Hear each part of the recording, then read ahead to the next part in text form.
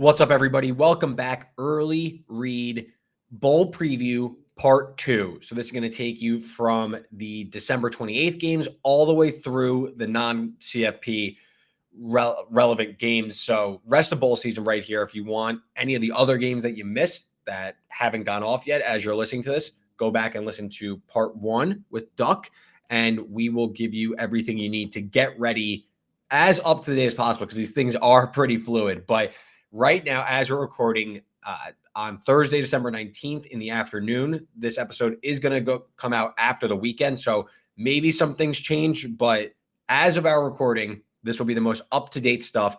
And to go through the remainder of the bowl games, 22 games we're going to hit is, of course, the great Chris Moxley at Chris Moxley 19. Does great work over at Campus to Canton. Can't recommend their stuff enough. Chris, what's up, man? We haven't spoken since the Big Ten preview. How's it going? I know it's been a long time. It's going. We're kind of in the information consumption phase of bowl season where there's so much happening, including the transfer portal, including opt-outs, including coaching searches. So it's a little overwhelming. I told my wife the other day that, hey, the regular season's done, but it's just like it's a lot more effort in bowl season. I feel like sometimes to just make sure you have all the relevant information. So I'm excited to dive in. Yeah, it's something I've learned, and I mentioned this in the earlier episode.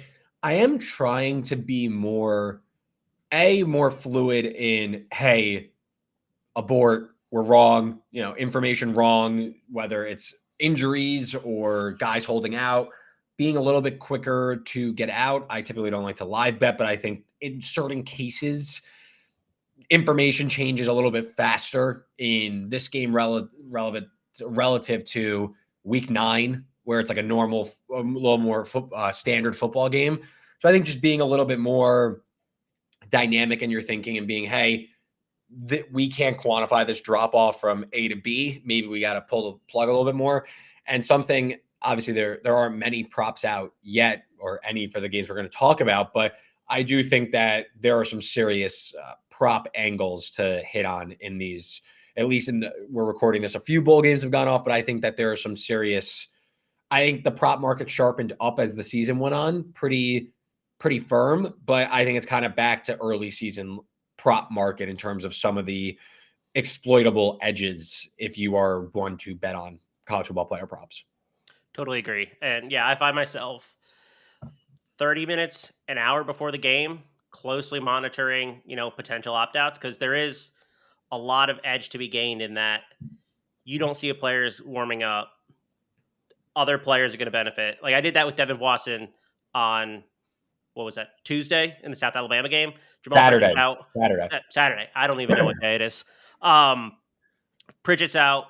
Wasson's playing 27 and a half. He had like 43, right? Like stuff like that. If you're paying attention close to game time, I find it's really exploitable.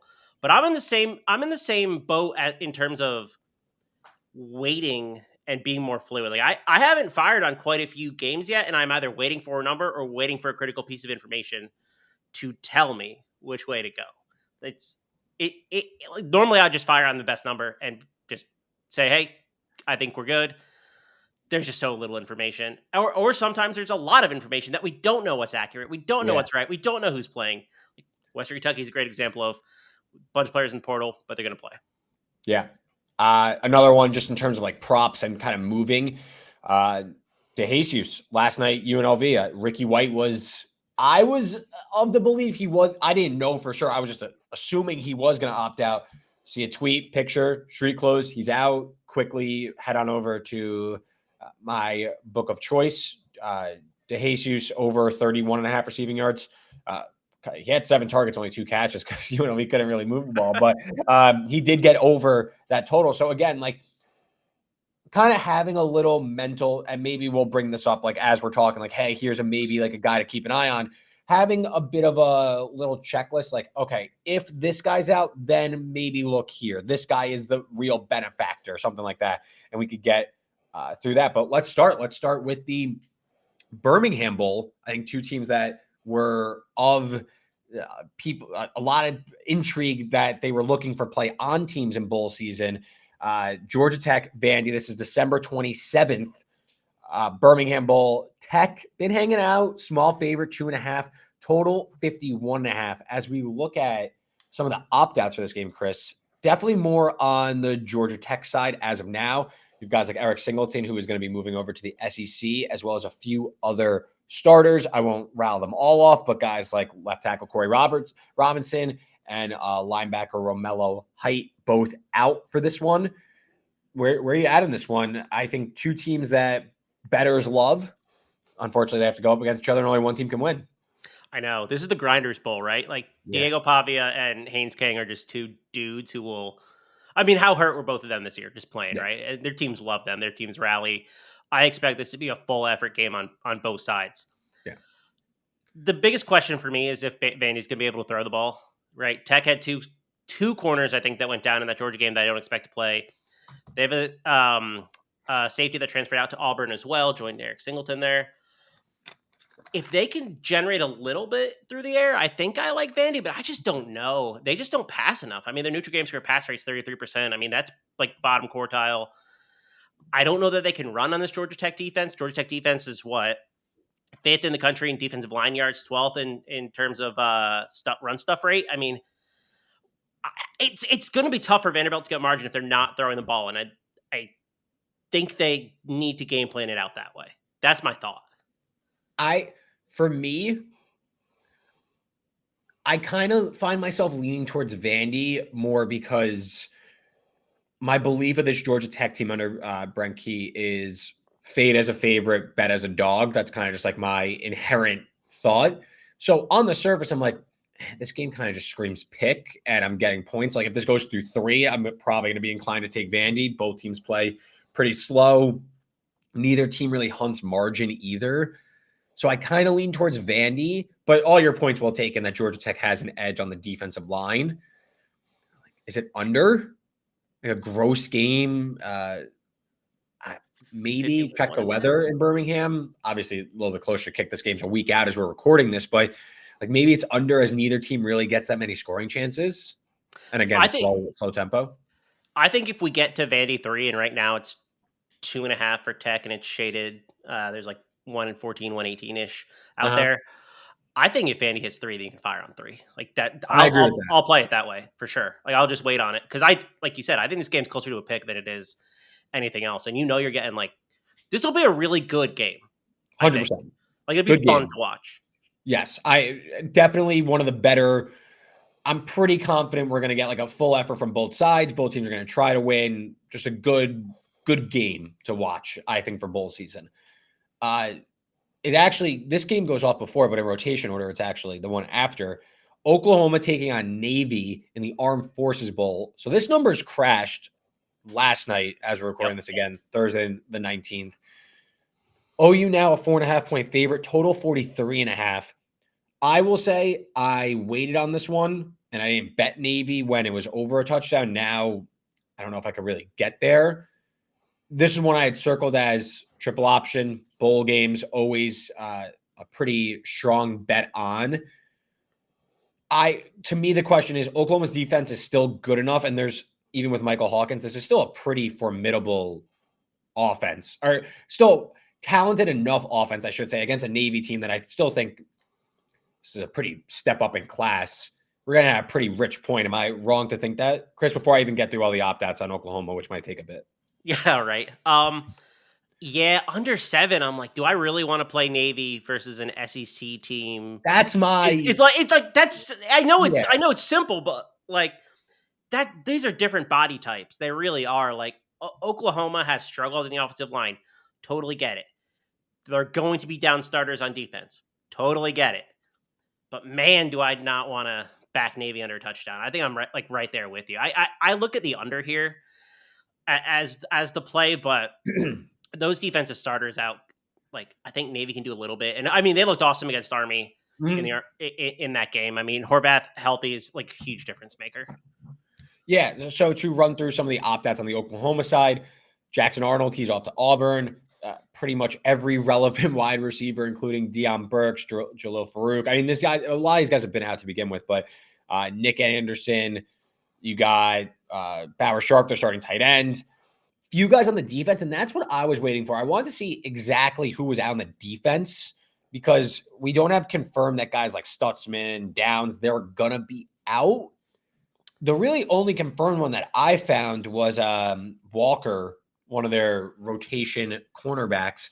So to me, if OU's defense is, let's call it close to full strength, I still think they're going to be able to suss out this Navy offense.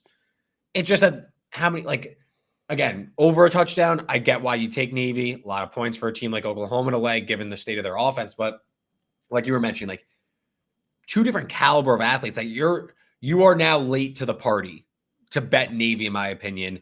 I do think this is really rich. I don't mind your under angle. Maybe it's in like first half under. A few dead drives there. No, I can certainly see it, right? If I had to guess today, based on what I've read on Oklahoma message boards, based on who these players are in the NFL, I would guess that Stutzman's out, and I'm pretty sure Billy Bowman would be out too. Oh, That is my, if I had to handicap it right now, which way I would lean. Obviously not confirmed, but that's what I would guess. And to me, that the market movement is kind of leaning towards that, right? Like, okay, these guys are out. I don't know it was how much 7 shorter 24 hours ago, right? It was 7 Yeah. 24 hours ago. Now it's 4.5 across the board. Like Yeah. that tells me these guys probably aren't playing. 100% Stutzman is a legit difference maker. So is Billy Bowman. Like those are players that you probably want on your defense. Yeah, it was Navy or nothing for me, and now we're at the nothing stage because I kind of, again, it's one of those where I wasn't rushing to get involved there, and I was going to wait a little bit and see what happens. Obviously, if I was by the screen when it moved through 7, I maybe would have jumped at it just to grab it, but I didn't, and now we're kind of stuck, and maybe we just sit this one out, the first game on December 27th. The third of 5 games on the 27th. It's Texas Tech to Arkansas in the Liberty Bowl. And this number's kind of ping pong back and forth. Opened Arkansas 3, went to Tech. Maybe, I don't know if they were -3, but they were definitely a favorite. Now it's back towards Arkansas -2. So to give the short story here on the line movement, Arkansas opens a favorite. Max exodus in the portal, double-digit contributors that played this season out. Texas Tech becomes a favorite. Then is reported that Brennan Morton is going to miss the game due to shoulder surgery. Also, Kobe Hudson opts out of the game for Tech. So now we're seeing Michael Hudson, he transfers to Texas A&M. Now we're back towards Arkansas. Less than 3. I will say this, Chris. I still like Tech in the game. As long, my one condition is Taj Brook needs to play. Do you think Brooks goes? I would guess. I think he's going to go. Really? I think he's going to go. That's just gut more than anything. Yeah, I think that matters a lot too. So agree. That's the question I have written down is Taj Brooks out. I will say I like Tech as well. I don't know that the drop off between banged up shoulder Baron Morton and this true freshman Will Hammond is all that much. Like Will Hammond's a really solid quarterback. Like I agree. I don't think it's more than 4 points, which is the line tells us that it moved 4.5, I think, in the last big move. So like if we get Tech 3, that's I'm for sure on it. But I might just play the money line anyway. I bet 3 early before the initial line move. Yes, obviously more than out. But I watched Hammond against TCU. He moved the ball just fine. He kind of folded as the game went on there, and Tech blew a double-digit lead.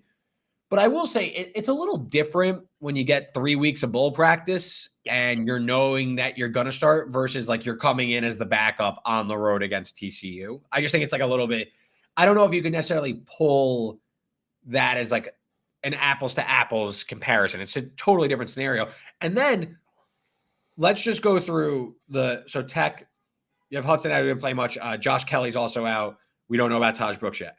Arkansas, though, I mean, we got dozens of guys out. We got 3 starting offensive linemen. We have their top pass catcher, their top tight end pass catcher, and their top wide receiver pass catcher out. Jaquindon Jackson, running back, going to be out. Few guys on the defense, including in the secondary and at linebacker, out. You have a Texas transfer, Brad Spence, at linebacker. He's going to be out. this whole Arkansas team is a corpse.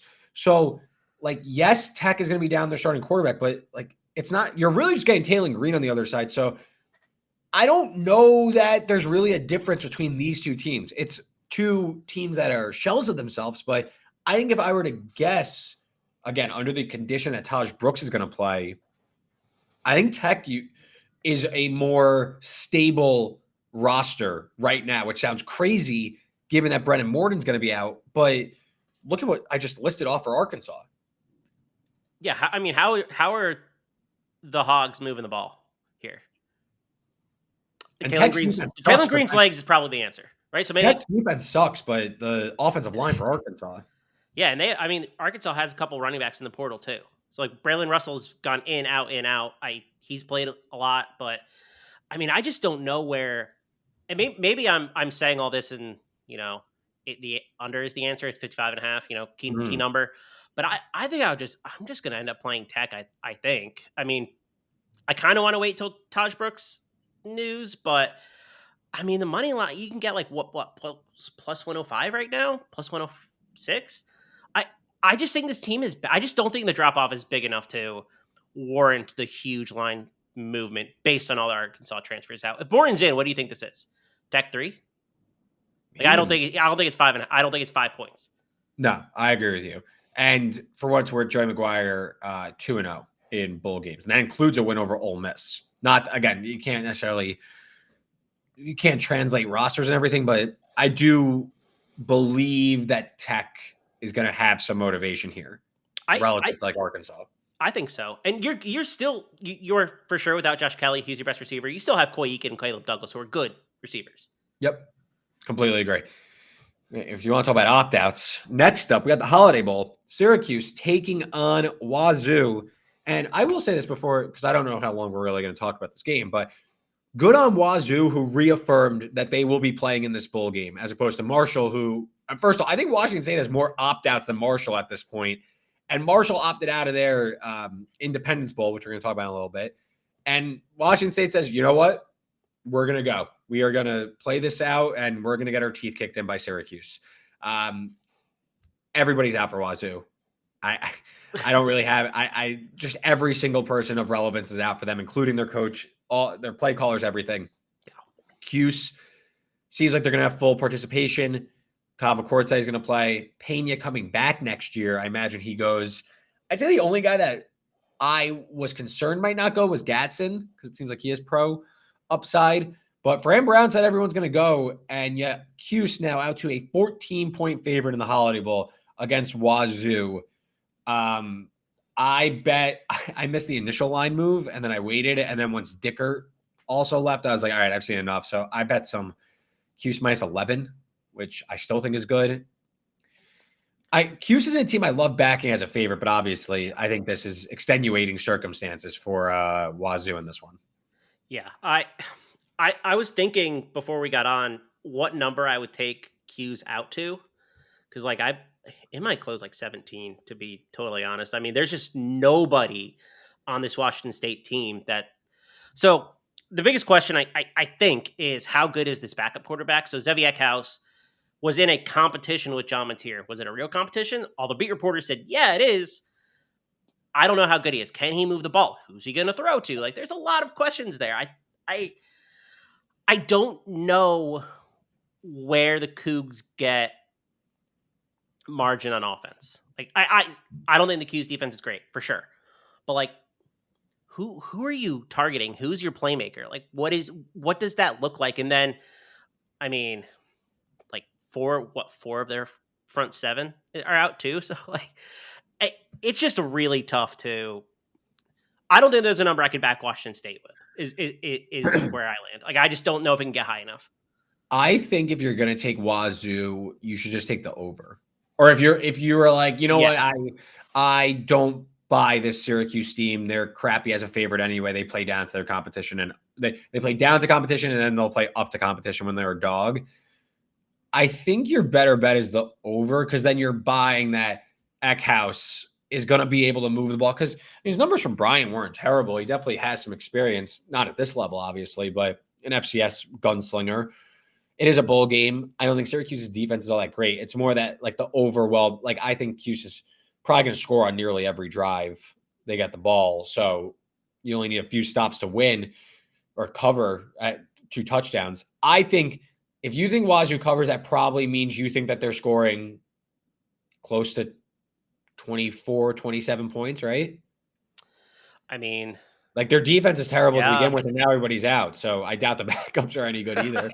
No, you're right, right? So the team total, unless it moved this morning, I saw was 25.5 for Washington State. I said, man, that's a lot of points to ask from this this offense. But That's it, that's probably your best path forward, right? If you think they're going to cover, that means you think they're scoring. yeah, that like you're not holding Syracuse. Syracuse is probably going to put up 40? 38, 42, Yeah. something like that. So you just need them to get you 20-ish, 21-ish. I mean, if that's the way that you're going to project the game, I mean, it's 59.5, 60.5. I don't know that I can get there. I got Syracuse at open at FanDuel, which was a ridiculous price. Not even close to Shout out what me living in New York and couldn't bet it, so I had to sit there with my hand. I had to sit there waiting and sit there for all the other books to release it.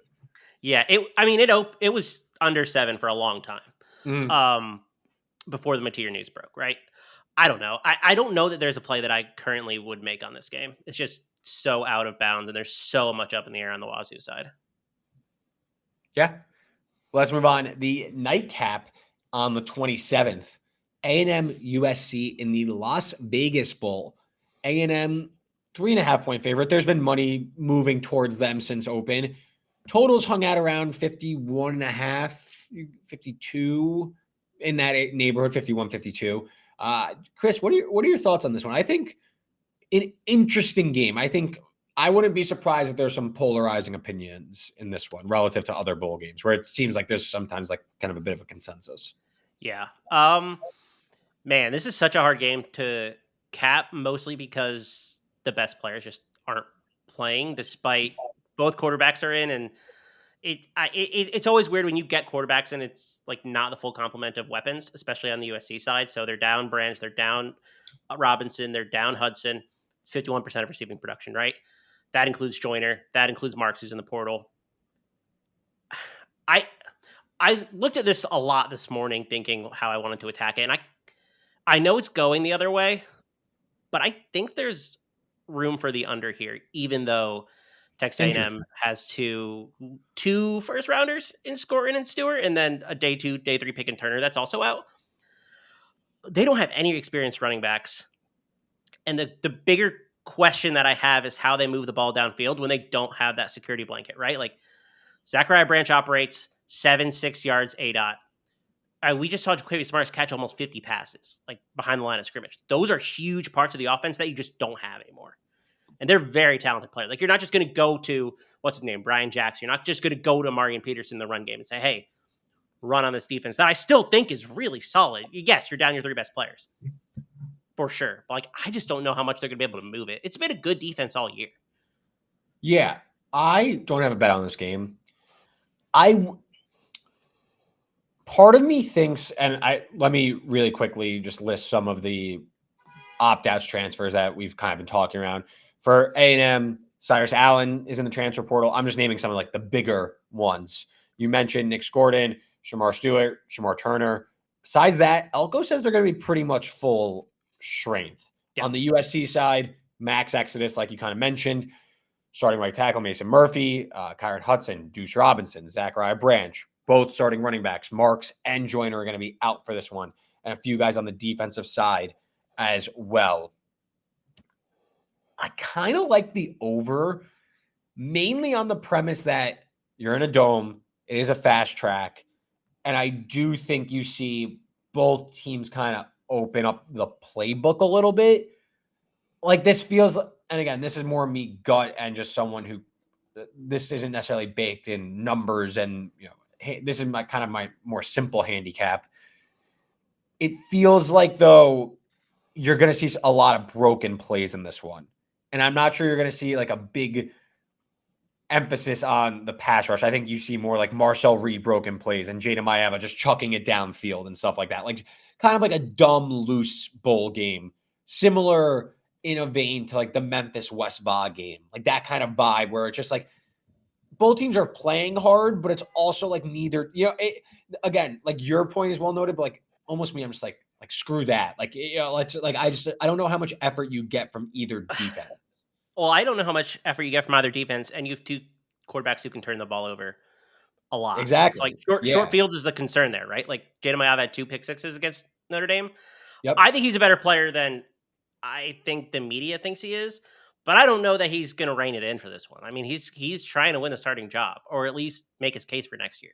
It also So, doesn't go past me that Miller Moss played the bowl game last year against Louisville, and he had 6 touchdown passes, I think. What yep, was that? The Holiday Bowl, right? I think. yeah, he torched them. Yeah. Again, it's not the same thing, but it also to me shows like Lincoln Riley kind of like he like gets a little like in his bag and bolt like that's how I see it. And another thing that I've noticed that I think is a super interesting subplot of the season. A&M's defense was obviously really good down to down. They also ranked 114th in tackling grade. And then I think about the bowl game last year where Reed actually came in against Oklahoma State because it was Henderson who like messed up his leg on like the first play against Oklahoma State. And Reed was very boomer bust, but he hit a bunch of explosives. So like to me, with a pretty low total, like a slightly below average total, I just feel like there's so many avenues to the over, especially on a fast track. Like if this was like an outdoor game on grass, I feel maybe a little bit different, but like fast track, dome, two teams that I think could maybe like just be privy to dumb broken plays. Like that's where I land on the over. I haven't bet it myself, but I'm kind of like the more I say it out loud, the more I kind of think about it. I hope it goes up further because I haven't bet it either. But I don't think it'll get to 55, but it gets 55. No. I will play the under. 52 and a half, still past kind of a key number. I don't know. I just, I, I, I understand where it's coming from, but I don't know what USC does. I also wonder about USC motivation here a little bit. Fair. Like they've had a lot of opt outs and a lot of key players. Like Mm. I think the NIL situation there is kind of collapsing around them. Not maybe collapsing, but not as good as it was once led to believe. It's like, what is morale like around the team? I don't know. Hey, this is a game that is really tough to handicap, like we said at Yeah, the beginning. no, for sure. I also think while USC like collapsing sounds really grim, but it's also I think when this all started, what was it? How many years has Lincoln Riley been there? This is like his 3rd year, right? I think Yeah, 3rd or year 4th three. year. When he first got there, it was one thing, and it's quickly evolved into something that is much bigger than I think anyone could have ever imagined. And I think that's more like it's not that USC has not owned up to, or they haven't lived up to what they've said. It's more that everyone else has quickly gotten ahead of them or has caught up to what they promised. Yeah, no, that's a good way. That's a good way to put it. And I think they're Like still when you fighting. promise X and X is double what everyone else is thinking, and then in 3 years X becomes on the low end. All of a sudden, you go back to the USC people like, well, we promised you X. Like, wait, how much more do you want from us? It's like, well, look at what Texas is doing. You know. Yeah, no, for sure. And I just don't think USC's can play ball like those other big brands can. Completely agree. So to start the December 28th bowl slate, busiest day on the calendar, we start at 11 a.m. where all good things start. Fenway Park, Fenway Bowl, Bill Belichick's North Carolina Tar Heels taking on the UConn Huskies. This number has taken a pretty substantial dive. We're inside of a field goal now. Let's call it 2.5 on UNC. Total also has trickled down with the news that Omarion Hampton is going to be out for the Heels. We have seen, though, a few guys that were in the portal for UNC opt back into the team, maybe after talking to coach. So opt-outs not as much on the UNC side. They've lost a few starters, but obviously the big one is Omarion Hampton, and then D-end came on Rucker. 2 starters on the offensive line. On the UConn side, they've lost a few starters as well. Running back Darrell Robinson, as well as starting receiver Skylar Bell and starting cornerback Malcolm Bell. Chris, where are you at with this one? So I think now that it's inside, there's a 2 out there, right? Like I would Yeah. bet UNC. I I find the path forward for UConn to be somewhat challenging here. Like it is a step up in competition. And I think I would not have said this a week ago, but I think motivation is on the UNC side here to get like a really good impression on tape for Belichick. I think guys opting back in, not transferring is another good sign that they're bought into the program. And I think that's a lot of positivity around the athletes and like probably the whole department, to be honest. I think the motivations here, the opt outs on the UNC side, I don't think are like too bad. Obviously, Marion Hampton sucks, but like Davion Gauss is not a bad running back. Like he's Mm. just a true freshman. Um, I think UConn could have more problems. Like I don't think Chase Lunt's going to play, and he's by far their best lineman. Like he's a day 2 NFL pick. They also have their left tackle, who is an NFL pick. I don't know if he will play. He's not projected as high, but I think they're going to be down like one of their tackles.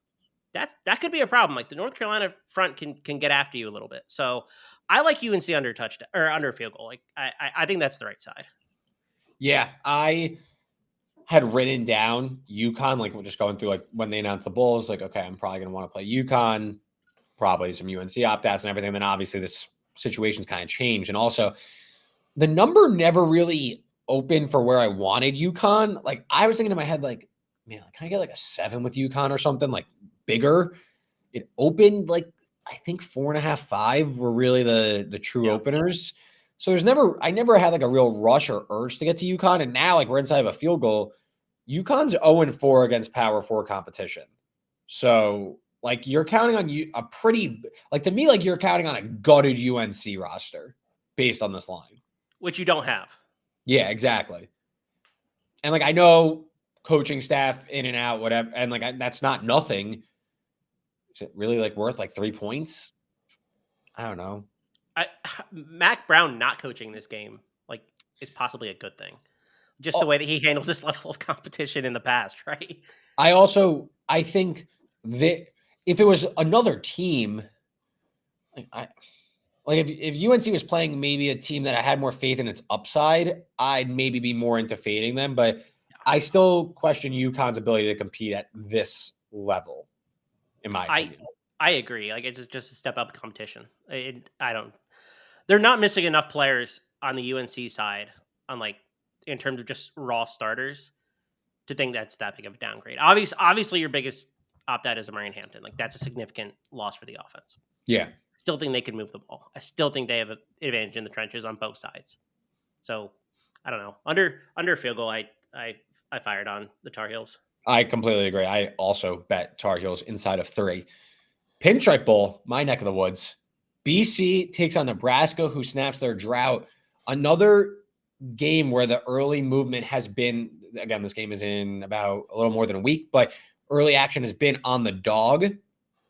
BC's gone from about a 3.5 point dog inside of a field goal now. Nebraska does have a handful of opt outs. I wouldn't say it's nothing. I also wouldn't say it's like overwhelming opt outs. We'll see if there's any more that come through. But they did lose their starting D end, Jamari Butler. He signed with LSU. They did lose both starting running backs, including Dante Dowdle, who I don't really think is that much of a difference maker, to be honest with you. On the BC side, most guys pretty accounted for in terms of opt-outs and transfer portals. They did have some injuries kind of build up over the course of the season, especially at corner and wide receiver. But for the most part, BC should have a pretty full roster, I'd say. Nebraska, a little shorthanded. Dylan Raiola said he's going to play. We'll see. I don't know anything. I just think that situation can be kind of fluid. I think the early movement was on the idea that Tony White's gone to Florida State and Raiola might hit the portal. So maybe there's some early interest in getting 3. At this number, at current, I haven't bet it myself, but I would probably lean with Nebraska. I think we saw Dana Holgerson start to unlock Raiola a little bit. I know they lost to Iowa. BC's not Iowa on defense, and this game is on the road. So I do think Nebraska has the better quarterback, slightly better team in terms of overall talent. I think that's enough to, lean with the small favorite. Yeah, I haven't bet it either, but I'm on Nebraska too. Yeah. I think this team and this fans and like everybody around the program is probably pretty darn excited to get back to a bowl. Right? Like this is an accomplishment. And it I probably agree. shouldn't be for Nebraska, but it certainly is. And I think getting these extra practices in, what you get 15 extra practices with the bowl, helps those true freshmen, right? They have Corey Barney, who's a true freshman wide receiver, who's been playing a lot, really impressive player.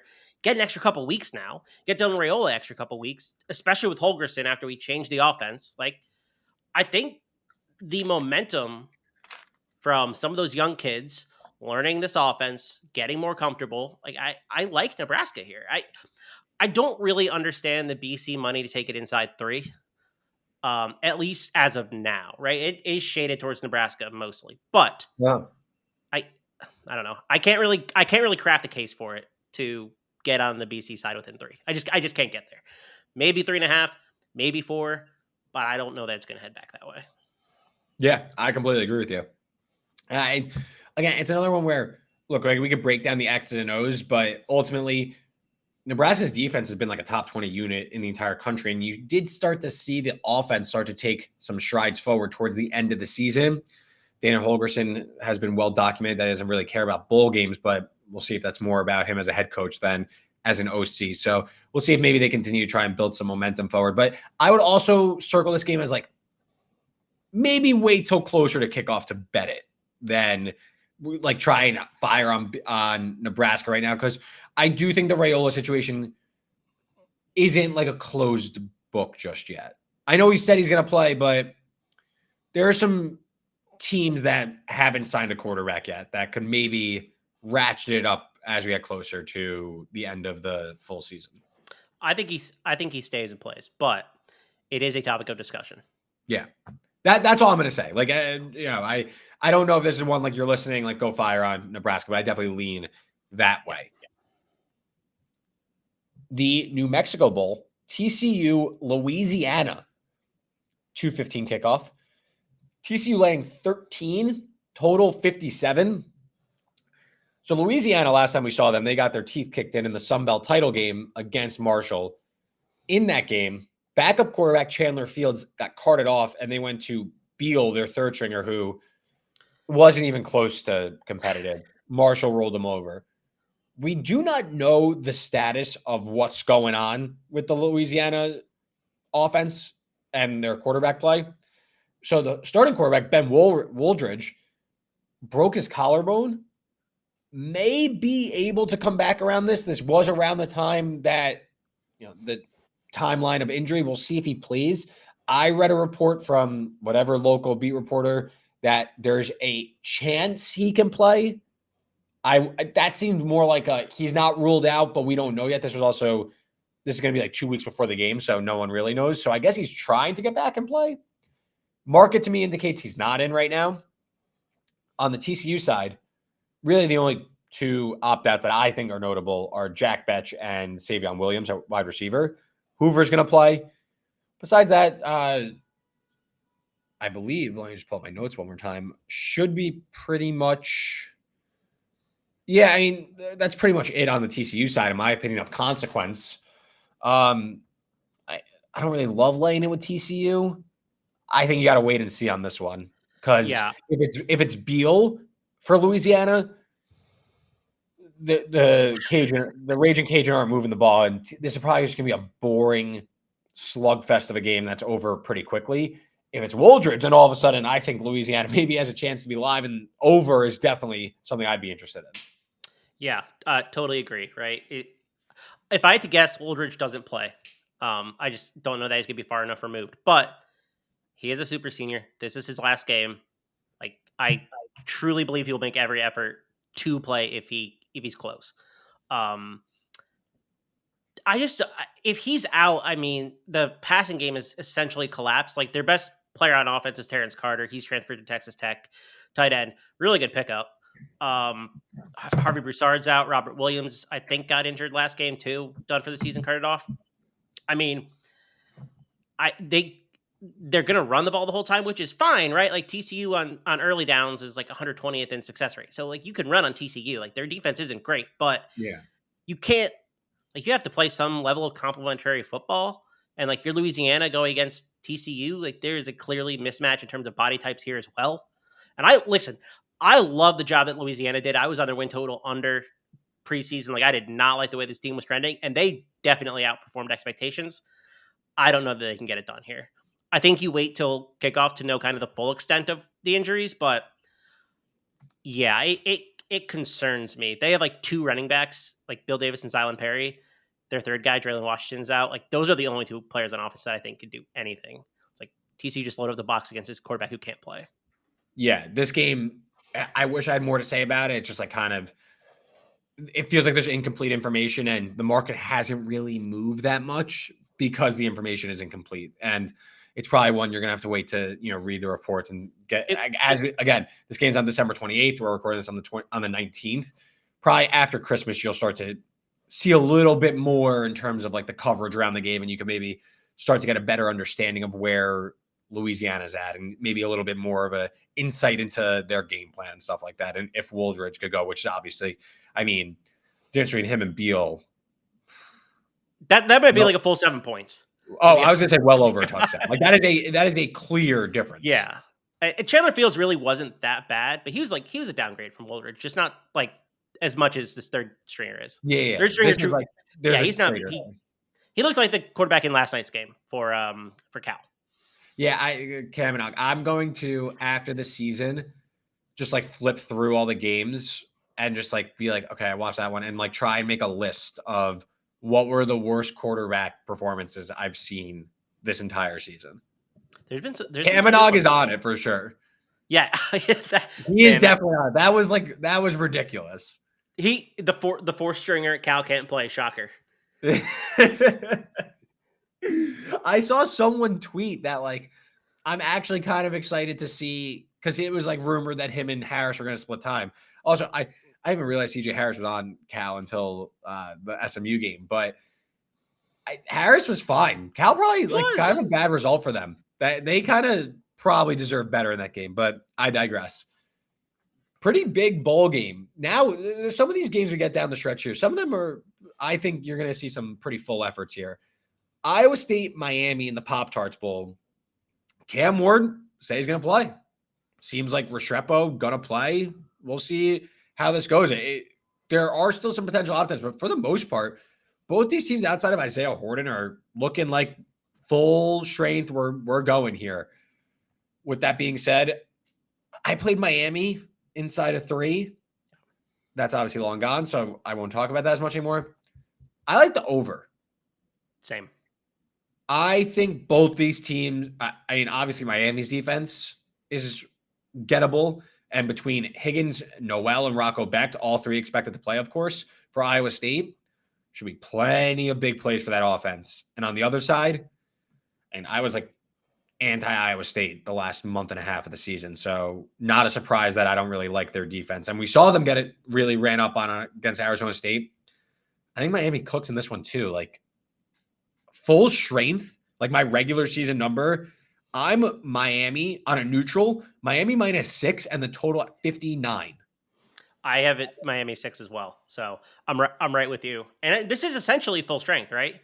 I mean, you're down Isaiah Horton, but like Miami has plenty of weapons. It's not really the concern. I guess Cam Ward is going to play the full game. That's what he says.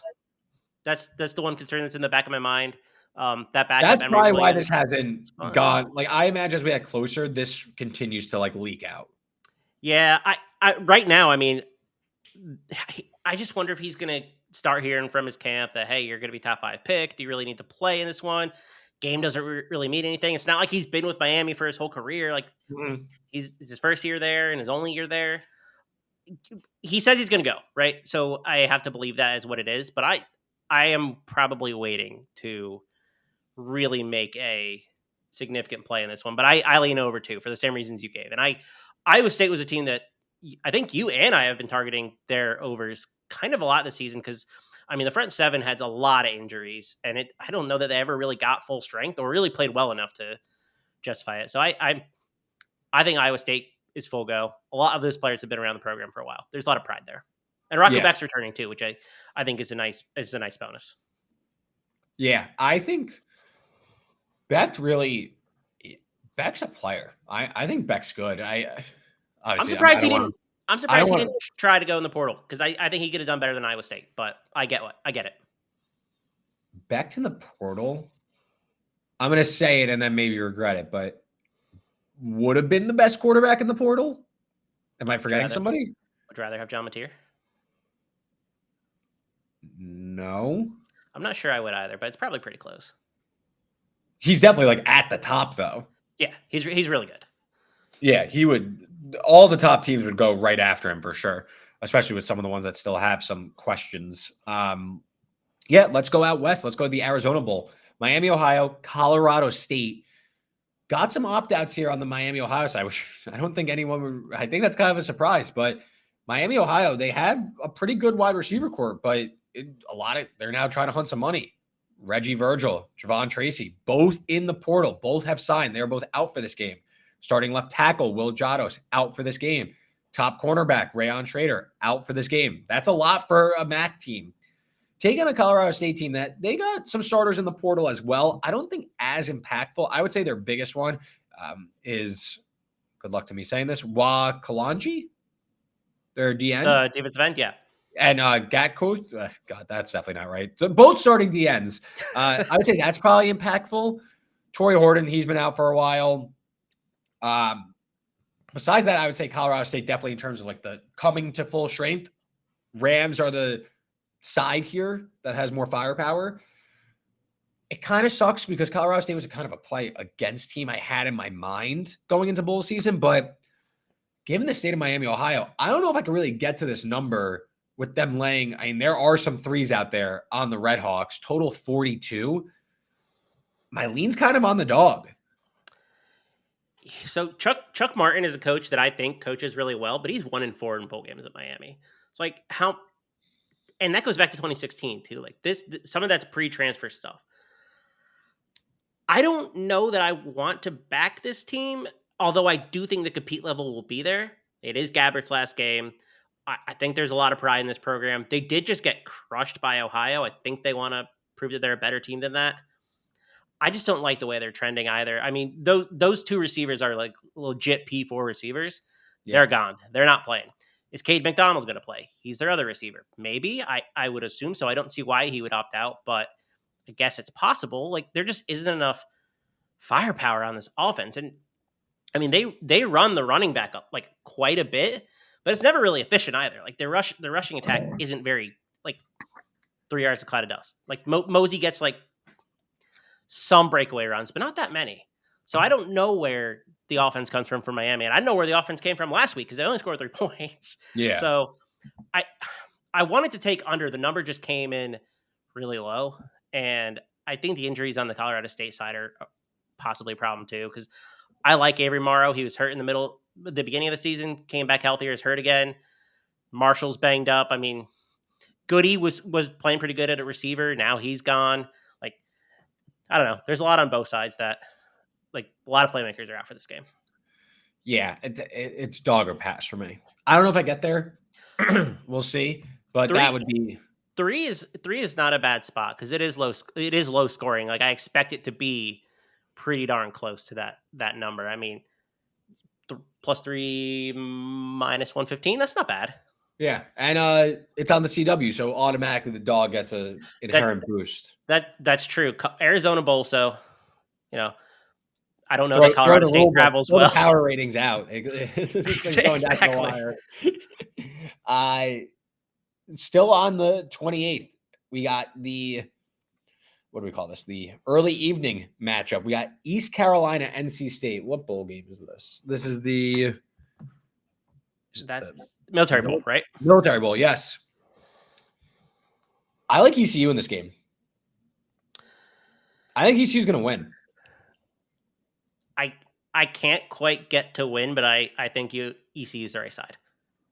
I think this sets up where NC State, first of all, I mean, NC State's defense has been absolutely terrible all year, especially at containing explosive runs. They're bottom 5 in the country in explosive rush rate. And ECU, they play fast. So I think it's going to be a bit of a shock to the system, to the Wolfpack. And also, I love their running back room, whether it's like Harris or something. Or honestly, they rotate in a bunch of guys. ECU can kind of rip off explosives, and Hauser kind of up and down. But like, I think the volatility can be captured in this game. And also, like you want to play like the motivation angle, ECU is going to have full motivation here against a team that is like quote unquote big brother in the state. They've lost to them in some heartbreaking fashion before. Like I think ECU gets up for this game where NC State, a team like I really have struggled, like I've kind of found myself betting on a lot this year and they've let me down a ton. Yeah. ECU, don't get me started. I mean, that team is like ECU. I mean, again, like that Liberty game is kind of like the sliding doors moment of my season, it feels like. But I gotta go back to the Pirates one more time. I just have to. I think you're right. Losing Casey Concepcion's a big deal, I think, for NC State. Like he's clearly the best receiver. Justin Jolie's coming back, safety blanket, tight end, but I don't know. I just don't know that the offense is going to really generate all that much. Like CJ Bailey made improvements and he looked okay. I mean, I don't think the ECU defense is any good for sure. Like bottom quartile unit. I don't know that they can run it up on them. And if they're not going to run it up, I think ECU can certainly win. Like I just don't I know don't NC State think has it in them. I don't think ECU's defense is that bad. They've graded out nicely all year long. It's been more like turnovers on offense have really kind of been like the big bugaboo. The defense hasn't really killed them. It, And I yes and no. The only reason I push back is because I think that their numbers benefit a lot from like backup quarterbacks and like really weird fair. situations. Like I remember when they played Tulsa 3 weeks ago, like Mhm. Tulsa put like 30, like an easy 31 on them. And I was like, that doesn't look. And then they struggled against Navy a little bit with a backup. Fair. I, I, I, I like ECU. I have played ECU a lot as well. And I think they're the right side here. I have no idea what to expect from the NC State side because I don't like the way that they're trending. I think the things that I feel most confident in this game is that NC State won't be able to run the ball Yes. and that ECU will be able to hit explosives in some form or fashion. So they're down Chase Sowell, Who's good, by the way. Did he who sign it, anywhere? yeah, he went to Iowa State. He's basically going to take over the Jaden Higgins role, which I think is Yeah, a nice fit for them. he's good. Winston Wright, I think, will play. No reason that he should opt out, but I think it's his last year of eligibility. But they have a true freshman, Yannick Smith, that has been coming on down the stretch. I think he's a really good player. Like he's going to start at ECU next year, and that's probably going to be his last year there. So I'm not that worried that Sowell's out.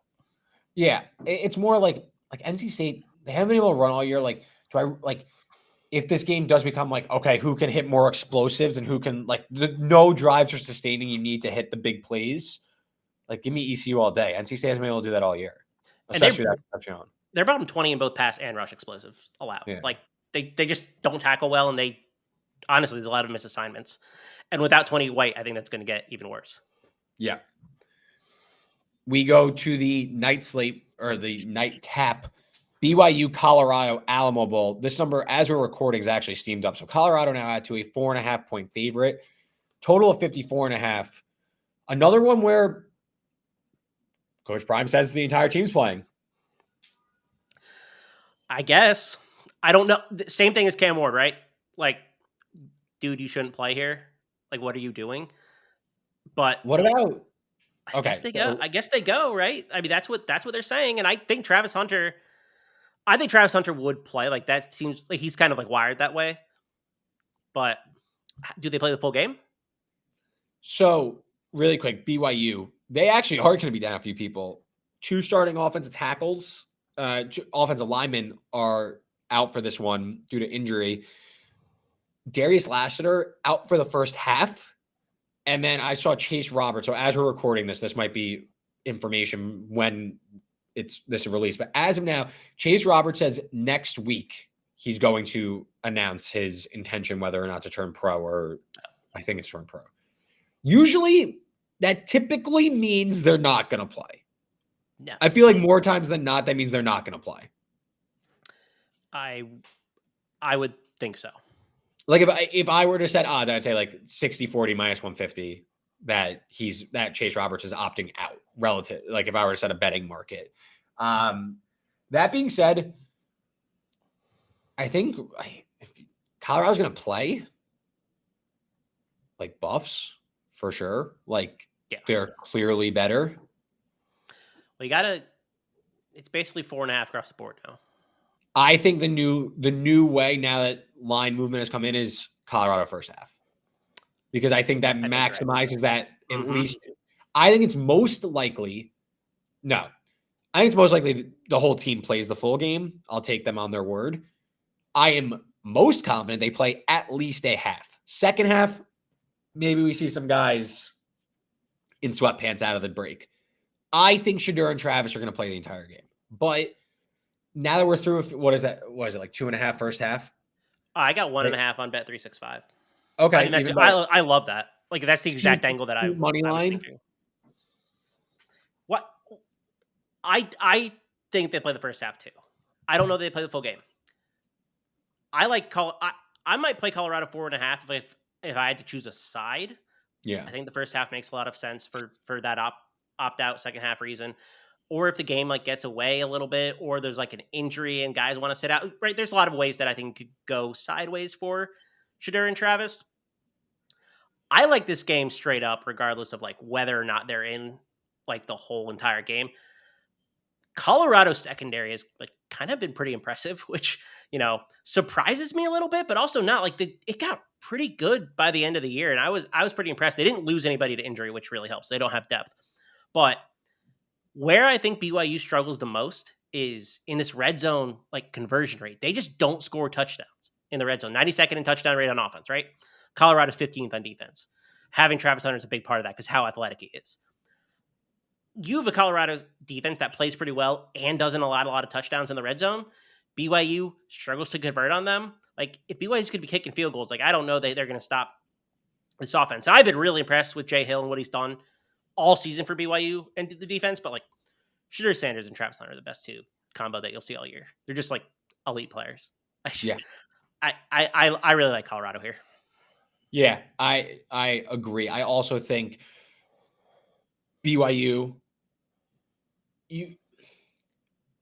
Colorado's defense has just been one of the more improved units in the entire country. And I think BYU, you saw the offense start to really slow down towards the end of the season. Now, again, you get what, like a month or so to get 3.5 weeks to figure this out. But I think, to me, you saw, and now you're getting BYU's passing game potentially shorthanded, and they're going to have to throw to stay in this one right into the strength of the Colorado defense. I think you saw the best from BYU already this season, whereas like Colorado, I think has a sturdy floor that they can just continue to produce against a BYU defense that like is fine, but I think their secondary numbers are a little inflated. I think they've been kind of picked apart by any half decent passing game all season long.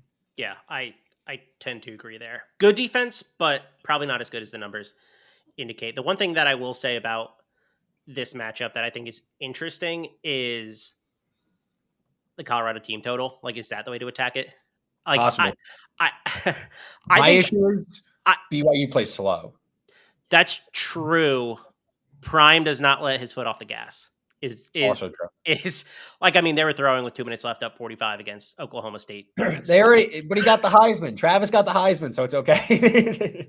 I don't even know that he cares. I think he's going for as many numbers that he can do, but we'll see.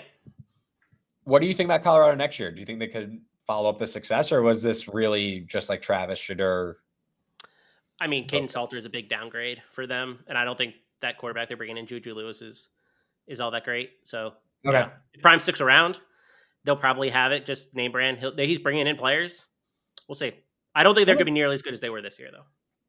Yeah, that's what happens when you lose 2 top 5 picks. That tends to hurt the bottom line. Now, finally, the last game on this marathon, December 28th, Army taking on Louisiana Tech in Shreveport. Louisiana Tech stepping in short notice, catching 17, playing Army, total 44. I mean, I don't really have a strong opinion on this game. I mean, I don't think Louisiana Tech is very good. I don't know what kind of effort you're going to get, kind of unreported who's in and who's out. For Army, Kanye Udo, their number one running back, is in the portal, so I imagine he's not going to go. Probably Army or pass for me, but like I just don't really have a strong opinion on this game. I don't either. I mean, it was closer to 14 kind of when it got announced, so I thought that maybe was a little bit better, but we're sitting at 17 and a half in some spots. I don't know. the thing that Louisiana Tech has going for them is that the reason they were able to play in this game is because they're on the quarter system. So they were still in school, right? Like those guys didn't go home and then need to come back. Like they've been in school. Their university closes on the 23rd. So it's a little bit different than I think most other schools would be. But they weren't ready to play this game. They had no intention of playing this game. Like, Yeah. how ready are they going to be? An Army, I think, wants to cap off like a really good season with a bowl. Like, I don't think Army's going to quit. Like, I find it hard to believe that Navy teams like that are going to quit on you. So it's Army or pass. I agree. I wish I had more of like an opinion or anything. Kind of tough to really even gauge what you're going to get from La Tech coming in short notice just to play this game. Like it sucks that like, we, the podcast, is supposed to help you out, but like ultimately La Tech defensive numbers look pretty good, but they haven't faced a service academy. So probably going to be unprepared, probably going to be shorthanded. They're stepping in, they're taking the paycheck. That's great. Army, pretty full effort here. Like Army team total over maybe, but I just don't have like a strong conviction on this one. It's tough to, honestly. No, yeah. The Army team total is like 30.5. Yeah. I think the defense is okay, like you said, but I just don't know what to expect. Like I don't know what Louisiana Tech's game plan is for a service academy. 100%. Before we move on to the last string of bowl games, let me tell you about today's sponsor, and that's Rhythm. Rhythm creates AI-generated sports betting model picks for you. You want to make your own sports betting model? Sign up with Rhythm. You can use hundreds of different inputs and weights to make your thoughts and theories into winning sports bets. You want Rhythm's winning AI-generated picks across all sports this winter sports season? Sign up today, and you can get their picks just at your fingertips. You can sign up today using the link in the podcast description below and get in with the wins this winter with Rhythm. So let's move on now. We got a standalone game after your football season closes out, or week 17 closes out. You got Iowa, Missouri in the Music City Bowl. Kind of a gross game. 3 in favor of Missouri, total 40. Opt-outs, you got 2 big ones. You got 2 big skill position players. You got Caleb Johnson on the Iowa side. You got Luther Bird on the Missouri side. You got Iowa cornerback also going to be out. Jamari Harris. Yep, sorry. Didn't scroll down far enough on my notes. Jamari Harris is going to be out. But besides that, should be pretty much full go. I think JT Sullivan's going to be under center for the Hawkeyes. It seemed like he was going to be back for this game. We shall see. I mean, tough not to look the Missouri side. Tough not to look the underside. I just don't know how many points Iowa's putting up in this game. I don't know how many points I was putting up either. I think it will be Sullivan though. I think you're right about that. And if Sullivan's in over, Jackson Stratton, is he true freshman? He doesn't have a lot of experience, whatever he is. Jackson Stratton, he's terrible. It doesn't matter. Yeah, so Sullivan's definitely a big upgrade. So if Sullivan's in, I think you could sell me on. There's 3.5s out there. There's 3s. I could get on board with Iowa. I think the big question is is Theo Weiss going to play for Missouri? If he is, then that's a benefit. But I don't know that Missouri's creating a ton of explosives through the air, and that's really where I think you can attack Iowa. So I don't know. I don't feel like I have a good read on this game. I do think Burden out is probably more impactful than Johnson being out, just because I think Kamari Moulton's okay. So I don't know. I wish I had a better handle on this game because the total's 40.5. And I'm like, well, that's a low total if I wanted to go under. Yeah. With no Johnson, though, I just don't know how many drives Iowa's sustaining because Missouri's defense against poor offenses have shown to be pretty sturdy. That's true. And Iowa definitely qualifies as that. I don't know how many scoring chances are going to be for either team. I don't think Missouri's quit. No. But they played some bad football in the middle of the year. I don't think Iowa's quit either. I don't know if Iowa can quit. They play. I don't know that. I was going to say, I don't know I can quit. I don't think Kirk French is going to let you quit. Yeah. So I think it'll be a good game. I have no idea what to expect from this Iowa team. I really, really don't. Because some weeks they'll be, chucking it around a little bit. Like they got that true freshman receiver who's decent. I don't know. I think if we get 3.5, I might play Iowa. And there's a couple, but they're pretty heavily juiced. So 3.5, I might play Iowa.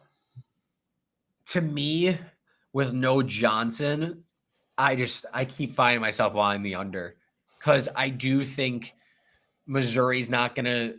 I don't think either team will really chuck it around or anything.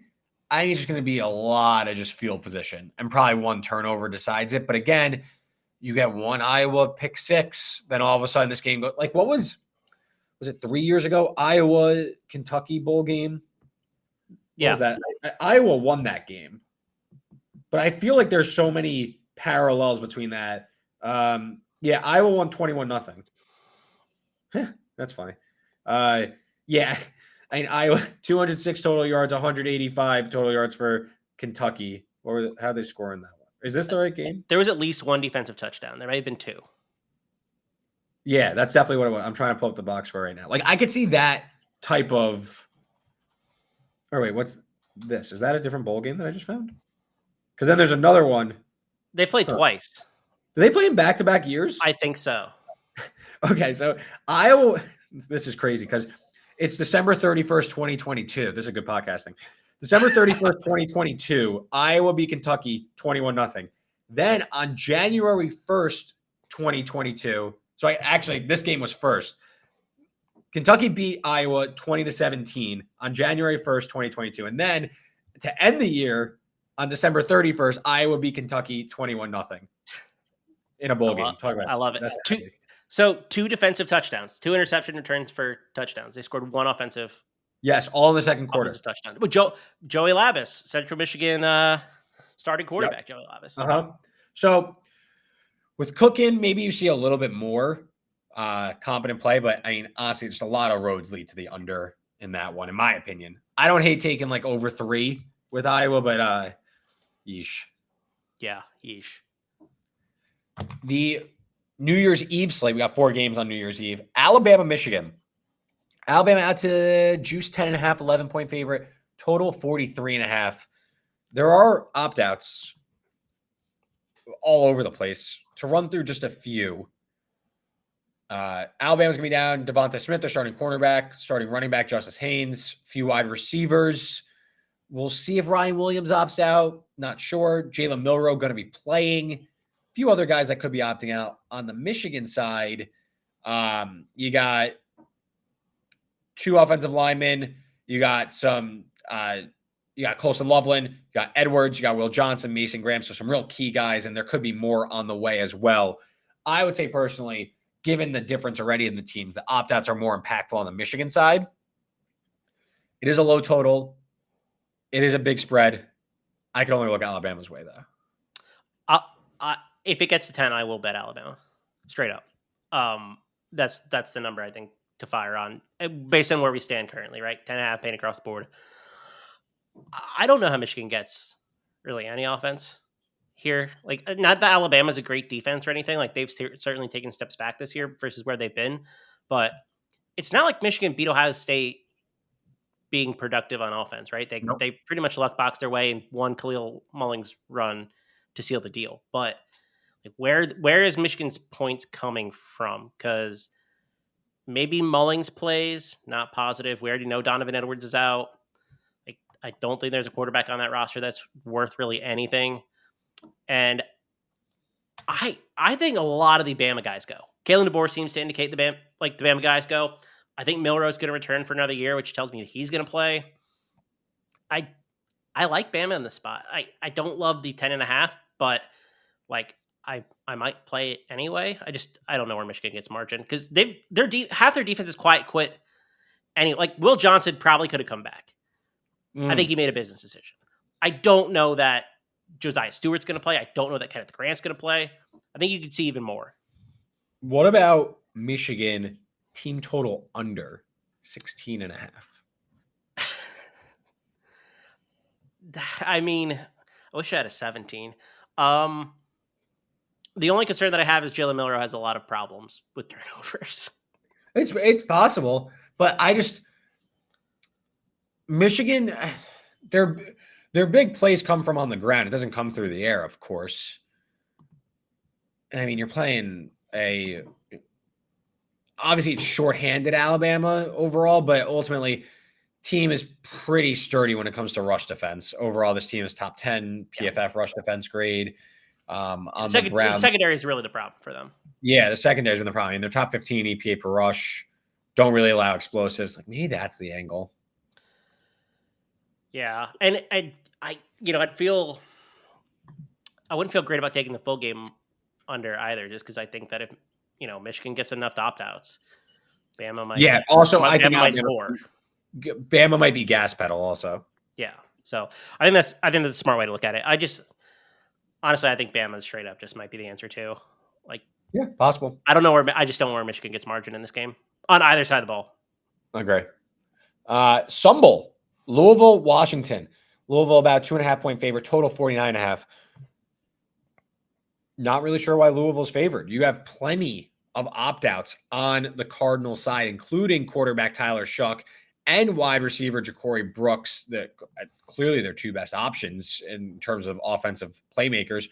You also have some depth pieces on the offensive line, as well as running back Don Chaney, defensive tackle Jared Dawson. We'll see if Ashton, I always butcher his last name, Gillote? I don't know. I think it's Gillote, but I'm not sure. Gillote. There you go. I mean, Louisville, no experience whatsoever, really, at quarterback. Harrison Bailey played a little bit. I wouldn't say much. They have some younger guys. For the Washington side, yes, they're down there starting left tackle, Khalid Tafai, but to me, with Williams getting the start here at quarterback, I think that's a look at the future of the program. I like Washington. I think Washington's going to win this game. I agree. I like Washington too. Cool. I'm not, to be totally honest, I'm not sure DeMond Williams is worse than Will Rogers. There's no difference. Especially in a bowl game, I feel like. I think Williams might be better than Rogers. To be totally honest, I think what he does with his legs and how dynamic he is, that just wasn't part of Rogers' game. And he needs to improve as a passer, but they seem to, so far at least, have held on to Denzel Boston, who's such a key piece of that receiving room. And if he's playing here, I feel pretty good about Williams being able to rely on him. So I think the drop off from Shuck to Bailey is a way more significant drop off than Rogers to DeMond Williams, significantly so. The point spread hasn't really moved since the news that Shuck was opting out. It went through 3. I think as we get closer to kickoff and we see and people start to realize the opt out situation for Louisville, this number continues to shift towards Washington, in my opinion. Yeah, I understand why, right? Duke Watson and Isaac Brown will just run probably 20 times each, and Washington's had, problems stopping the run a lot of the season. I mean, you've seen some really good backs go for 100 plus on them pretty consistently. I mean, I get it for sure, but Corey Brooks is out, so where's your target in the passing game? If Washington loads the box, I don't know that they're going to be able to really hit big shots on them. Yeah, I like Washington quite a bit in this bowl game. I also think Washington, first-year head coach Jed Fish, I think they were probably better than their record stated from a pure power rating perspective. In terms of, yes, they only went 6-6. They also had a brutal schedule. I mean, I bet their win total under, but I actually left this season somewhat impressed with how the team looked overall. I think that the team actually, given the record, probably deserved better fate. Yeah, there were some really up and down games that they had, but overall, I think you can feel good about the way the direction of the program is. And I really like DeMond Williams. I'm a huge fan of his. So I think they have their quarterback of the future too. And I think he's gonna be really good. And we've seen the next era starts on New Year's Eve. Yes. It's going to be great. I'm excited just to see him in this game, to be honest. Awesome. 3:00. We got the Citrus Bowl, right? South Carolina, Illinois. Citrus Bowl. Big year for your Cox. 9.5 point favorites. Total 47.5. We got some opt-outs, but I would say overall should be pretty close to a real game here. overall. We'll see who ends up opting out on both sides. But for now, really the only one who's opted out of consequence is Pat Bryant for Illinois, which is obviously very impactful. He's their number one receiver. Burt says everyone else is going to play. Shane Beamer made it seem like everyone going to go. We'll see. They definitely have some pro prospects, especially on the defense side of the ball. Chris, where are you at in this game? Yeah, I think the only opt-out for South Carolina that I would assume is Kyle Kennard. Really good edge for them. But they are gonna have true freshman Stewart there, so big. I think South Carolina holds a significant edge along the defensive line of scrimmage, to the point where I don't know if Illinois can generate anything on offense. Altmaier under pressure is pretty brutal. When he has time, he's pretty good, but if you pressure him, he kind of just really, really struggles. I mean, you saw in the Penn State game earlier this year. It just it's pretty tough to get him going. So Pat Bryant is a tough out. I don't know that Zachary Franklin is not gonna not play, if that makes sense. Like he's out of eligibility and he seems like a guy who might opt out, but that hasn't happened yet. I like South Carolina here under 10. I do. They've just been playing so hot, and I think they're gonna just want to keep the momentum riding into the end of the year. But my one rule is, like, I don't bet on South Carolina games, so that would be my lean. I think they can get a lot of pressure on Altmaier. I agree with you. So I pulled up the numbers as you were talking on Altmaier under pressure. Consists about 37% of his dropbacks, completing 46% of his passes, 6 big-time throws to 9 turnover-worthy plays, only 3 touchdown passes. Kind of a tough look there. I will also say, I think Illinois kind of was a big fraud all year in terms of like where their wins actually came from. So team was 9-3, overall 52nd in net EPA per play. The offense was solid. The defense to me is the real big issue. And you mentioned South Carolina's defensive line giving fits to Illinois and Altmaier. I think you could argue South Carolina's run game might go nuts in this game. Illinois, 133rd in defensive line yards and 107th in EPA per rush. They don't really generate tackles for loss. They don't really get a big push in the trenches. I know South Carolina's offensive line really struggled all season, but that's an SEC play. I think Sellers and Sanders could really run wild in this game. I think they can too. And I think the one thing about the offensive line is, like I said about Nebraska earlier, when your unit's really young, these extra few weeks of bowl practice really help. South Carolina's offensive line is pretty young. So I think that's going to help them more than it probably helps Illinois. But yeah, I'm looking. Illinois allows teams to be on schedule, like really consistently. Like their average third down distance is 125th in the country, right? So like they're getting the yards they need. Their offenses are getting the yards they need on first and second against this team. A lot of that is a really poor rush defense. But you can also throw on this defense too. I think if South Carolina can maintain and be on schedule, it's not going to be close. Because Sellers' best attribute is just like running. I don't think their receivers are all that great, to be honest. So if we're having him drop back on 3rd and 8, 3rd and 9 a lot, then it gets a little dicey. But that's just not the defense that Illinois has played all year. I think Illinois. I think South Carolina could suffocate Illinois. I think you mentioned the offensive line or the defensive line trained. I think the offensive line ability to push around Illinois' defensive line is the difference. So both trenches, I think, really can be the deciding factor here. So I like the Gamecocks as well. I think they could keep this kind of rolling into the offseason. Yeah, go Cox. The final game of 2024 is the Texas Bowl between Baylor and LSU, about a 2.5-hour drive from Waco to this one in Houston. Money's come in on the Bears, who finished the season honestly on a tear. You could argue second best team in the conference when it's all said and done. Like just like looking at right now, season ends, Baylor behind Arizona State, you could argue. Maybe. Some shops showing Baylor a 1-point favorite now. Let's call it pick. Total 59.5. You got opt-outs galore on the LSU side. I mean, probably more coming. For now, CJ Daniels, who honestly didn't even play that much. Starting safety, Sage Ryan. Got a few other guys. You got 2 starting offensive tackles opting out in Jones and Campbell. Mason Taylor out. We'll see if Lacey goes. We'll see if Dellinger goes. Nussmeier says he's going to play. For Baylor, pretty much everyone of consequence is going to play. At pick, I still lean with Baylor. I play Baylor as a dog. I think Baylor's going to win this football game. You got the nice little narrative going. Dave Aranda against his old school. I don't know if that really matters, but I just think the way Baylor closed their season, the way LSU closed their season, two teams opposite directions. Baylor was a play-on team for me against pretty much anyone.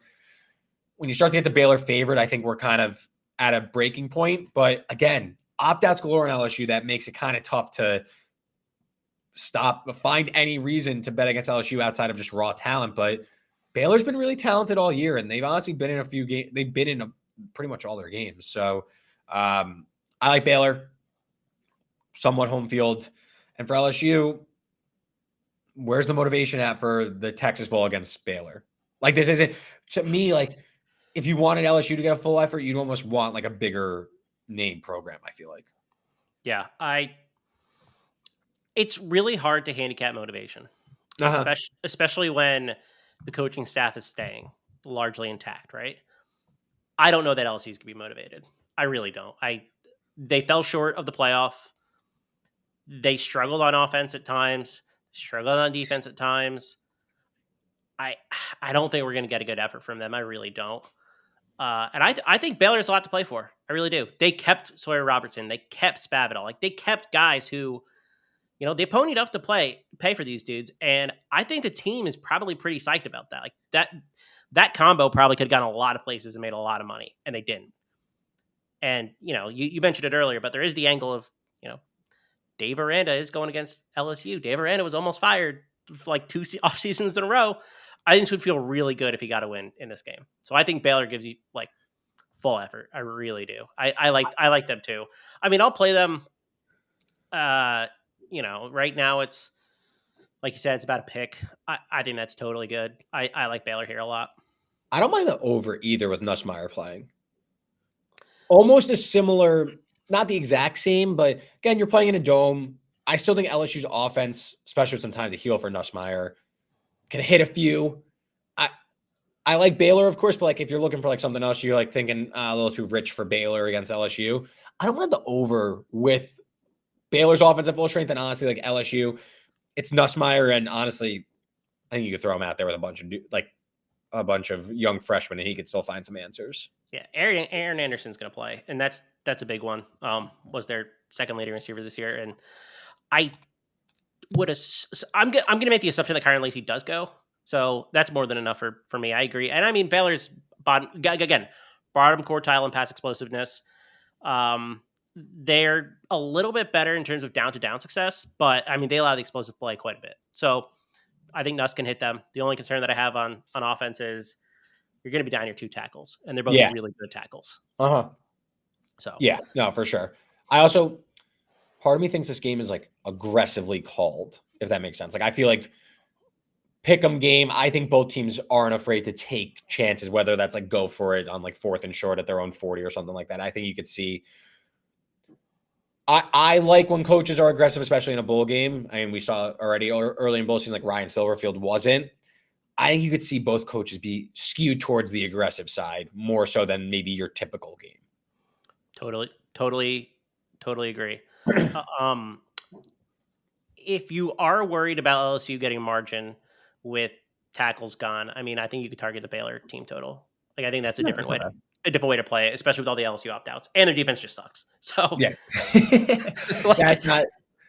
Sawyer Robertson, I mean, his passovers were kind of a cash cow all season, so that will be one I will be eyeing in this game because, I mean, sure, with a higher total, this will be adjusted up, but I mean, he was like lined in the 240s for most of the season and just over at all costs, no matter what. It was just flying over. Yeah, he's been awesome.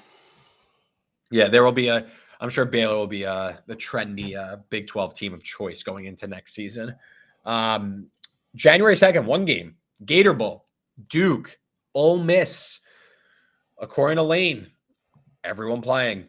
So Ole Miss, another team where some high-profile guys, but it seems like they are, for the most part, all going to be in. For Duke, that's not the case. They are down their starting quarterback, Malik Murphy, and we'll see if Jordan Moore goes. It's going to be Henry Beeline the fourth. You got Ole Miss laying 15, total 52.5. I mean, man, isn't it just Ole Miss? Like, how is Duke scoring? Well, that's Oh, what Duke team total under? 133rd in rush explosiveness. Down their top two quarterbacks. If I'm Jordan Moore, I'm not playing this game. No. Like if I'm Eli Pankel, I'm probably not playing this game. But maybe they do. Yeah, I don't know how Duke scores here. Like especially against this defensive front, it's going to give them a ton of problems all game. Probably you got a backup here who we've seen Beeline a little bit, but he was not good. He started one game against NC State, hit a few explosives, and that was it. And they just kind of like hung on to victory there. I don't think that they're not gonna like. I don't expect Duke to not play hard. I just don't know that they have the horses to keep up. I mean, total's 52.5, and like Ole Miss has kind of been an under funnel all season long, which is like, it sounds like almost counterintuitive, but like their offense just really hasn't been as great as you'd think, but also partly their defense has been just incredible. And you're going to get, as of this recording, you're getting everyone to play. I mean, man, how is Duke's team total is 19.5? I mean, man, like Duke scoring 3 touchdowns, 2 and 2 field goals, but like, let's call it 3 touchdowns. Like, I don't think so.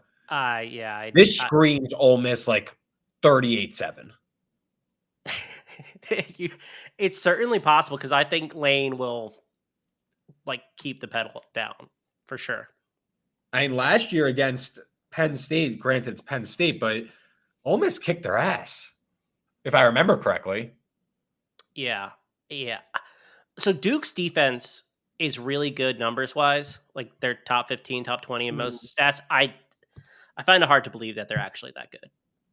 This is also a definite step up in class. Yeah, I think that's a little like not quite representative of how the talent level is on this team, not only, but also they just didn't really play. They got pretty lucky in some of their games in terms of like which quarterback they played. Like they'd allowed 28 to Virginia Tech without Schley or without Drones. Okay, like that's probably not exactly what you want to be doing. Allowed 50 plus to Miami. Like I think Miami's closer to Ole Miss than like Duke is. I don't know. Their defense has been okay. It has not been great. Like it's not a top 20 unit. Not at all. I mean, Duke has kind of been pretty fortunate. They're much worse than their numbers would tell you. 6-6 next year. I thought I haven't looked at their schedule, but I mean, I thought Duke was going to be 6-6 this year, and they went 9-3. So what do I know? I can't seem to get Duke right. No matter who the coach is now, they just seem to. I guess years of futility has led to overwhelming, like complete discrepancies from their second order win total. Yeah, they did get an upgraded quarterback though. Like yes, Mensa's certainly better than Murphy. Yeah, so Duke 9-3. Like Duke 9-3, 67th in net EPA per play. Ole Miss 9-3, 7th in net EPA per play. That's all you need to know. Does Duke have a 200 yards in this game? No, I think think 250. I had written down under, but now talking about it, I think Duke team total under when that becomes widely available just needs to be the bet. Yeah, they're 9th percentile line yards going against this defensive front. Yeah, who should be pretty close to 4. Yeah. So got 3 more. North Texas, Texas State First Responder Bowl, January 3rd. So it's funny because I wrote down like over obviously with these two teams, but now everyone's in the portal. North Texas down their starting quarterback, number 1 running back, and number 1 wide receiver. Texas State down their number 1 running back, but they should be okay. I think you're getting pretty close to full strength Texas State as of this recording. Total's taking a dive, and I agree with that because currently, let me make sure I say his name right. Currently, the North Texas starting quarterback is a true walk-on freshman named. I don't know how to say his name either. Drew Mestimaker. Mestimaker. I mean, Texas State has been prone to laying eggs, but they kind of got Rice's ass in the bowl. Was it Rice last year in the bowl game under GJ Kenny? I imagine this sets up for like a Rice or for a Texas State, just like shellacking. But this is a high total, even with these two teams with fast pace and air raid like principles. Pretty high total for Mesty Maker to get to. Yeah, I certainly lean the under here. It was what, like 67.5 now, sent to 64.5 at time of the recording. Yeah, I mean, I've watched North Texas the last 4 or 5 weeks, and I've said, man, this offense doesn't look very good. There are a lot of like clunkiness to the offense, and I didn't think Morris was playing his best football. DT Sheffield's been kind of in and out with some injuries. Same with Damon Ward. They're also missing their starting center, so you have your backup center and your backup quarterback. Maybe they have a good connection because they're both backups, but like kind of two positions you don't want to be down on offense. Yeah, I don't really trust North Texas to do much of anything here. Like the drop off from Chandler Morris has to be pretty significant. And like we've only seen Mestamaker make like 10 throws this year, and they've all been a blowout. So I have no idea what to really expect from him and when the lights are on. But Texas State is down Mahdi, who's a good running back, and they are down who's wide receiver? Cole Wilson, who committed to somewhere else yesterday. I don't remember off the top of my head, but I mean he's a good wide receiver. But you still have other options in this offense that can score. And I mean, he's wide receiver 2, really, behind Hobart, and they have a true freshman there. Playing is kind of that's kind of not all that matters, but is like incredibly impactful in my opinion. For sure. And I mean, you have Jordan McLeod, who's healthy, who had really been battling injuries down probably the last 4-ish games. No, I completely agree. I would say it's tough not to look to the Texas State side, but I've been burned by them betting them as big favorites multiple times this season. So that's kind of my overall concern. That being said, again, like we got Mestamaker at quarterback for North Texas. Like this might be a tough watch. Yeah, is there a team total out for North Texas yet?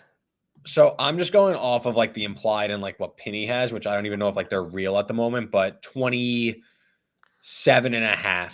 28.5. You think North Texas scored 4 touchdowns? It's just North Texas State. Both teams are just like so hyper volatile. It like kind of scares me. You know what I mean? And they're both like North Texas leads country in pace too. Like they'll run a lot of plays. That's why the under in general just scares me because like you're getting as many possessions as you'll possibly get in a college football game this season.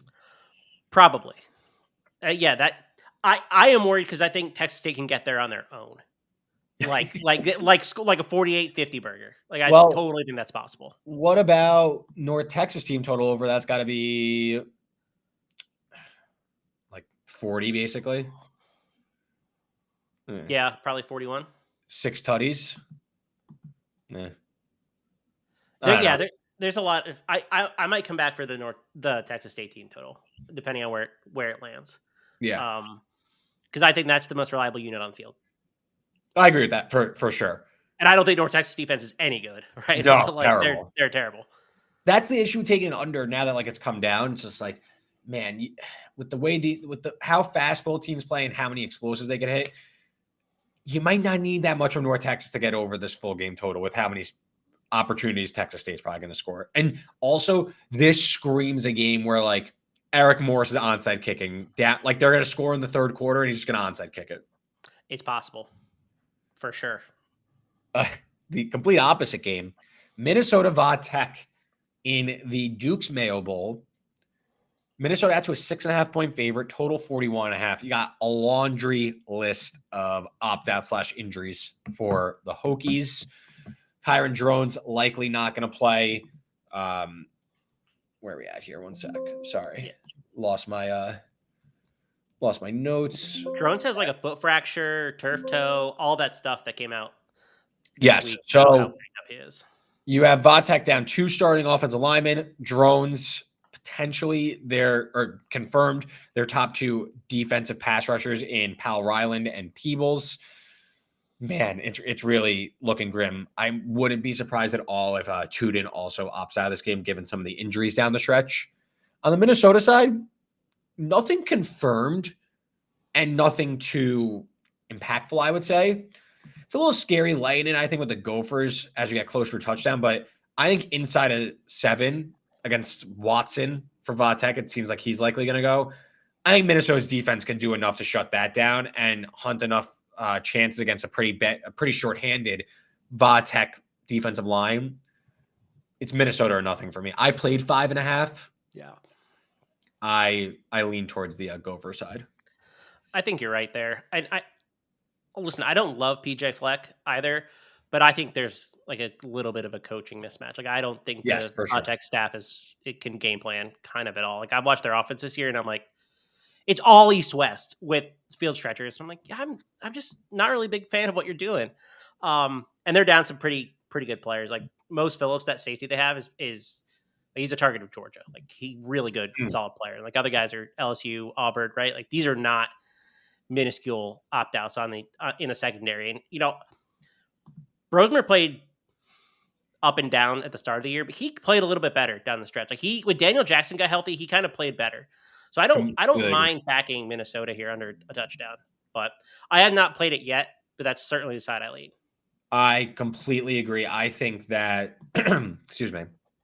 I think this was Brosmer, I think, was as good as PJ Fleck could have hoped for. This was like a good Minnesota team. They had a good year.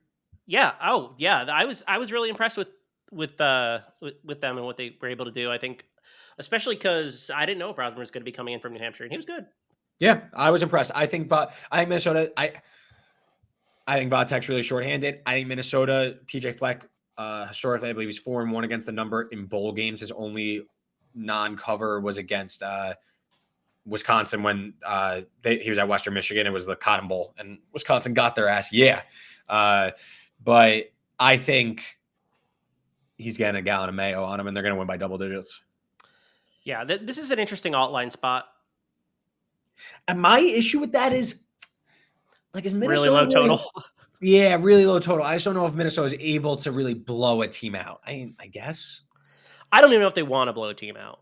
Uh-huh. Like PJ Fleck doesn't really go for margin either. Completely agree. The last game of the non-CFP bowl season is the Bahamas Bowl. Buffalo, Liberty, 11 a.m. January 4th. I know everyone's going to be fiending off this game. The market has begun to move towards Buffalo, and I completely agree with some of the opt-out and injury news that is coming out from Jamie Chadwell ahead of the Bahamas Bowl. So Salter, we kind of mentioned him earlier. He's off to Colorado. You got 3 starting offensive linemen, White, Gray, Hall, all out. Ryan Berger's banged up. He was again, this game is on January 4th, so I imagine he'll be cleared by then, but we'll see if he plays.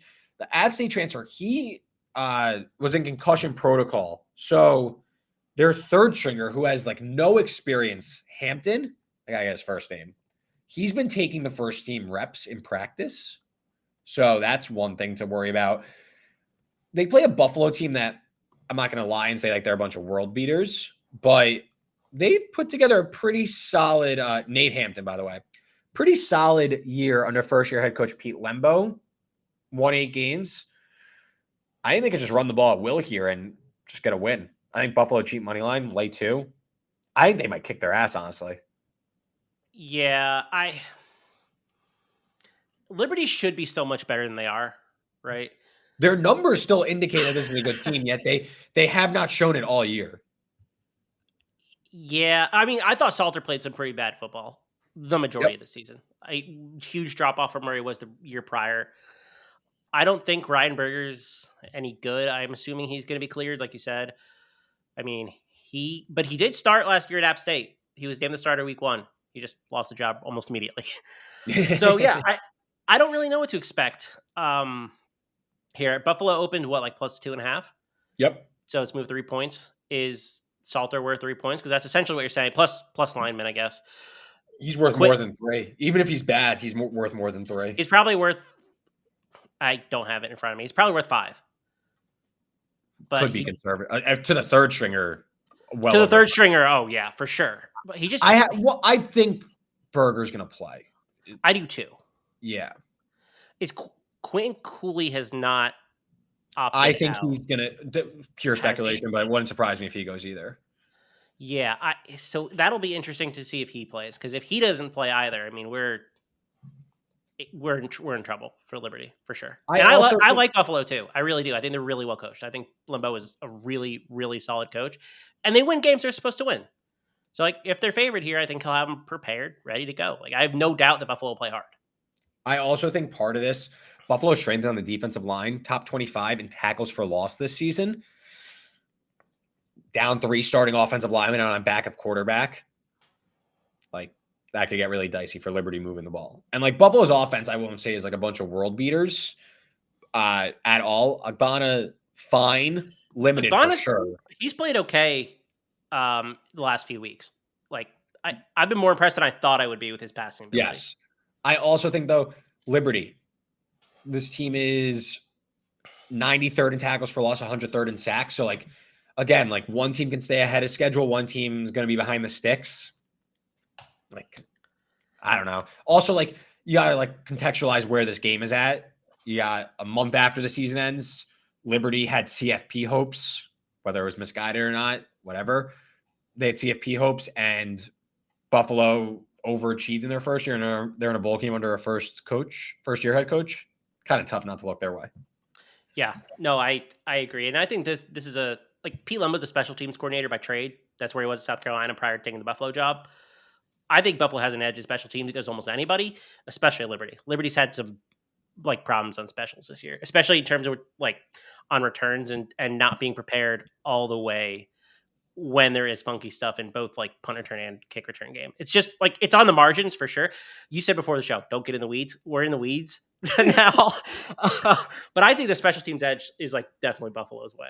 There you go. That's all we need to know. And that's a good way to close it out. Chris, gracious with your time as always. This was absolutely awesome. We went through every bowl game from the 27th all the way through January 4th, closing out bowl season. So 2 episodes of that. Again, if you missed the stuff before that, there's another episode with Duck where we go through every game. Make sure you check that out. This, again, maybe it's dated. I hope we went enough.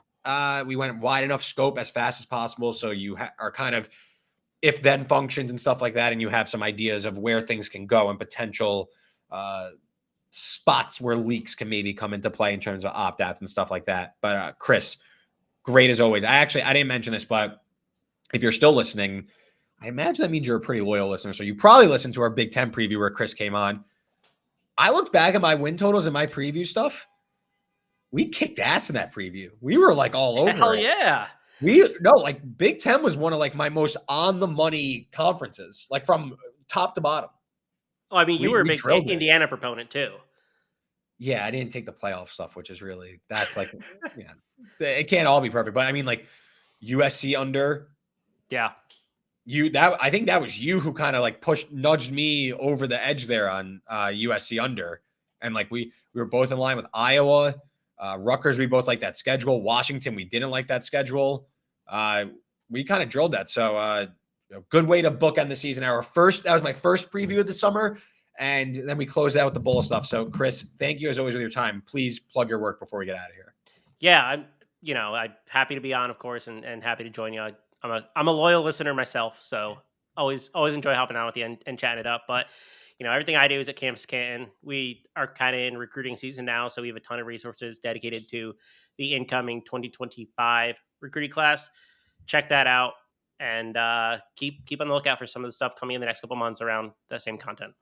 Yeah, absolutely. And for me, you can follow me on Twitter at Reed Wallach, betstamp at RW33. We will be back while you're listening after Christmas with the second round college football playoff preview for the quarterfinals. Until then, happy holidays. Thank you as always for listening. Enjoy the time with your family. Enjoy the bowl games. We will see you next week.